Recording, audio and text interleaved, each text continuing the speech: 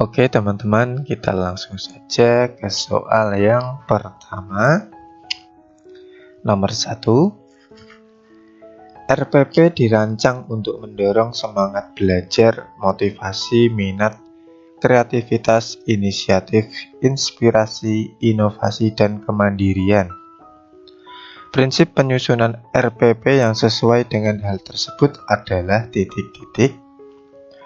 A. Mengakomodasi pembelajaran terpadu. B. Mengakomodasi perbedaan individu siswa. C.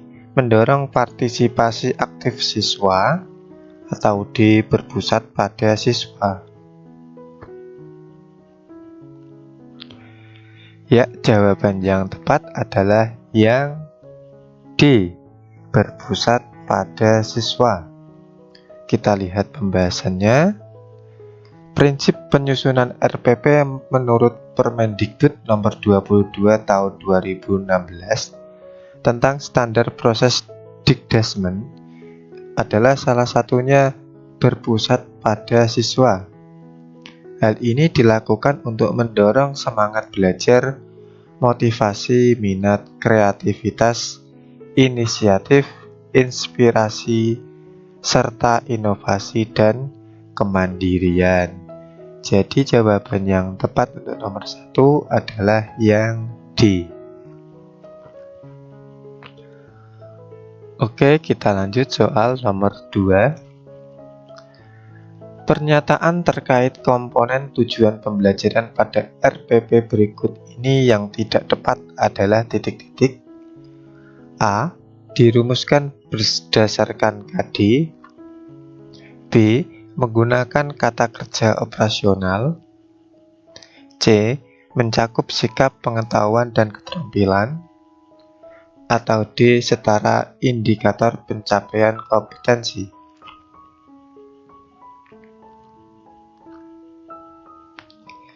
Ya, jawaban yang tepat adalah yang D. Setara indikator pencapaian kompetensi. Kita lihat pembahasannya.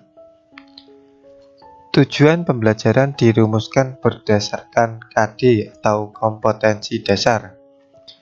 Dalam merumuskan tujuan pembelajaran, digunakan kata kerja operasional yang mengukur skala sikap, pengetahuan, dan keterampilan.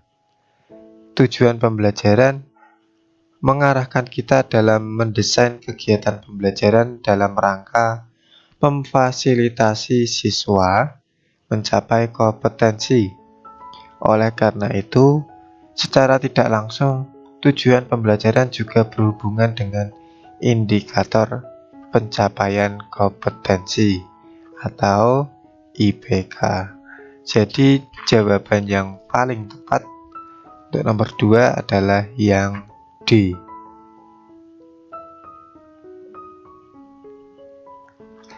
Oke teman-teman, kita lanjut soal nomor 3.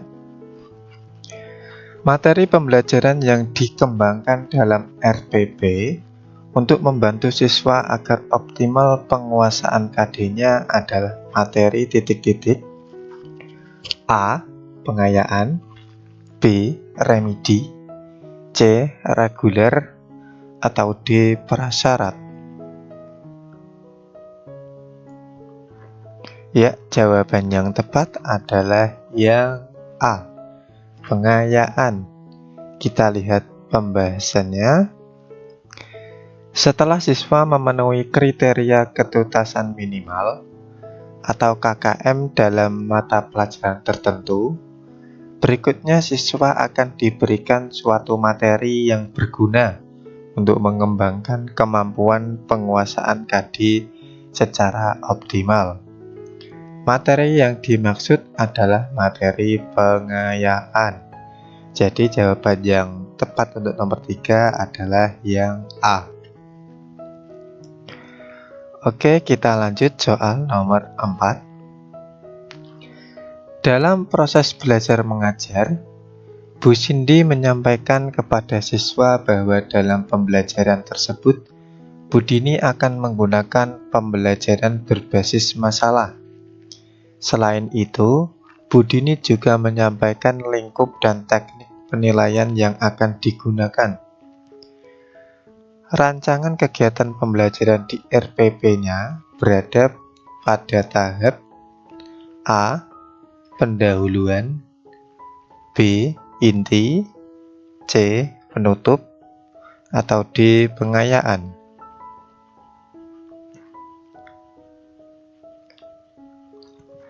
Ya, jawaban yang tepat adalah yang A. Pendahuluan. Kita lihat pembahasannya.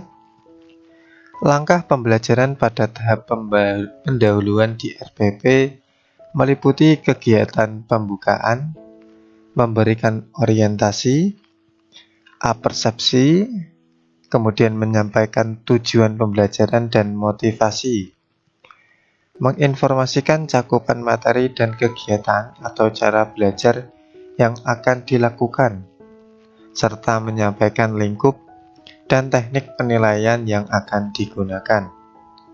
Dalam kasus Bu Cindy di atas, tahapan yang dilakukan adalah pada tahap pendahuluan. Jadi jawaban yang tepat untuk nomor 4 adalah yang A.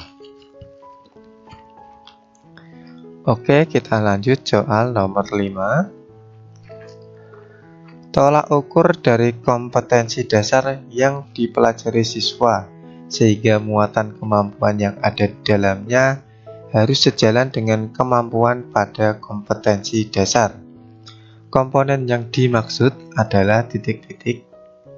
A. Kompetensi inti, B. Kompetensi dasar, C. Indikator pencapaian kompetensi, atau D. Tujuan pembelajaran.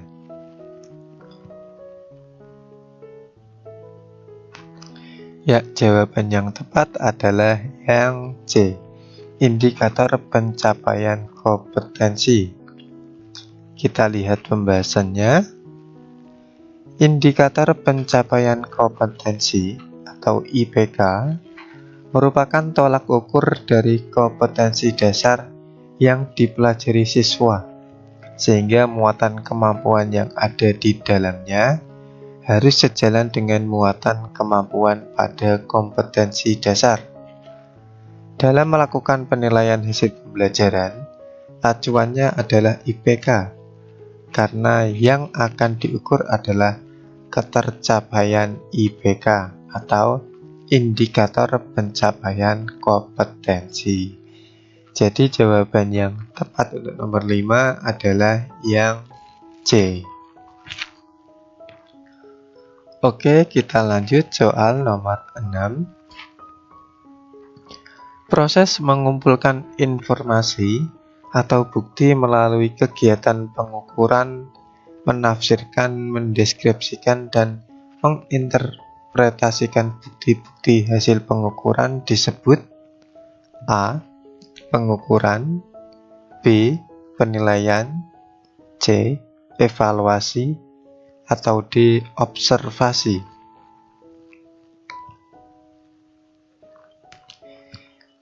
Ya, jawaban yang tepat adalah yang B. Penilaian. Kita lihat pembahasannya. Yang pertama, pengukuran adalah kegiatan membandingkan hasil pengamatan dengan suatu kriteria atau ukuran. Kemudian yang kedua, penilaian adalah proses mengumpulkan informasi atau bukti melalui kegiatan pengukuran, menafsirkan, mendeskripsikan, dan menginterpretasikan bukti-bukti hasil pengukuran.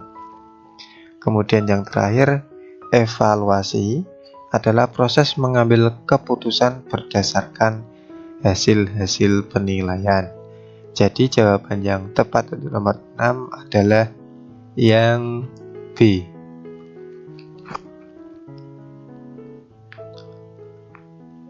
Oke, kita lanjut soal nomor 7.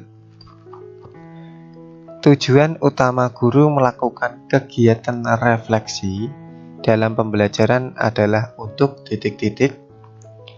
A. Melakukan peningkatan nilai KKM. B. Melakukan program remedial dan pengayaan. C. Memperbaiki kinerja guru dalam pembelajaran, atau D. Memperbaiki dan mengembangkan pembelajaran.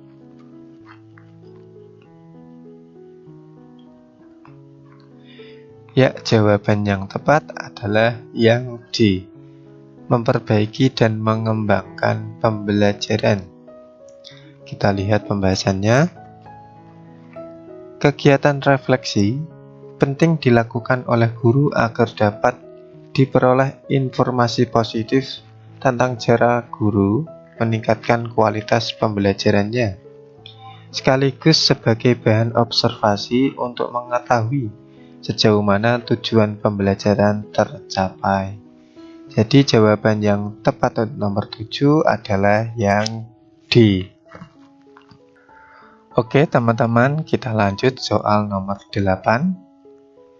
Salah satu teknik kegiatan refleksi dalam pembelajaran adalah penilaian guru oleh peserta didik dengan tujuan untuk titik-titik A. Mengetahui prestasi belajar siswa setelah mengikuti pembelajaran.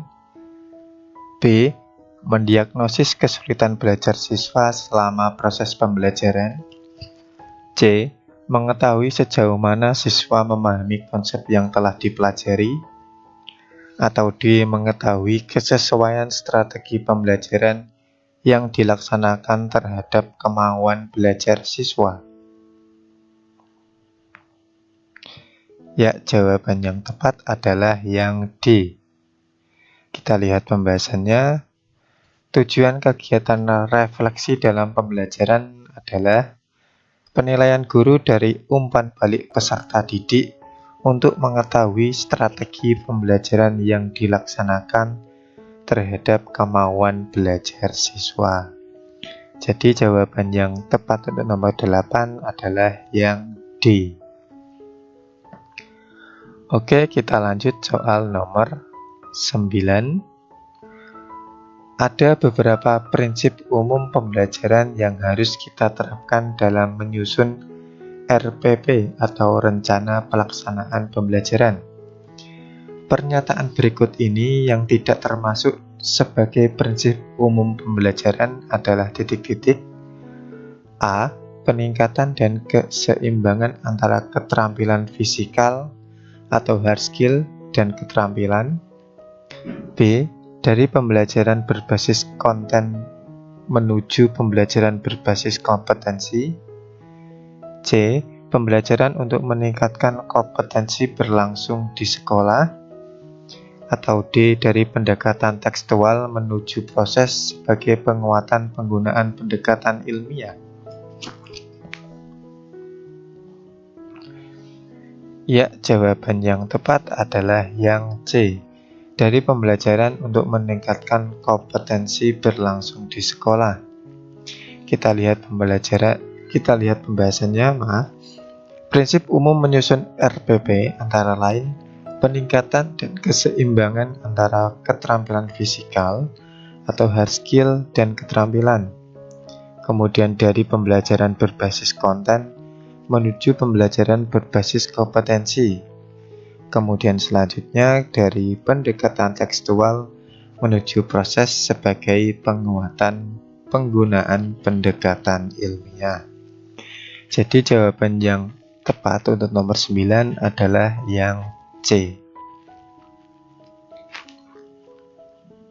Oke, kita lanjut soal nomor 10. Manakah di antara pernyataan berikut yang tidak tepat terkait dengan kompetensi inti? A.